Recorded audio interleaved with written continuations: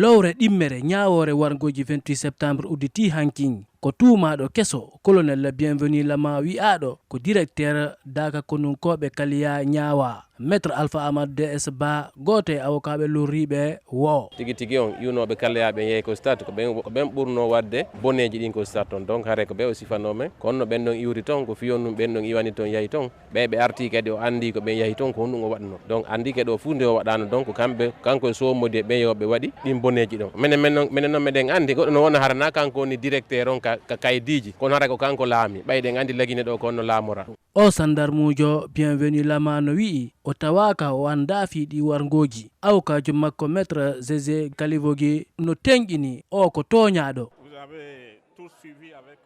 info en heɗike yewtere colonel bienvenu lama nden ila ka fuɗɗode ko haala wota o jogiti hande koye hoore weltare mi heɗitigo client ay yewti haala fewka laaɓuka wonduko e jalbendi e nder o dossier miɗo welti tawde o ari yewtugol gonga makko kan e o dossier nde ñawore nattama ñande 12 lewru go aɓuru hitande arore Mamadou Adama Diallo Conakry RFI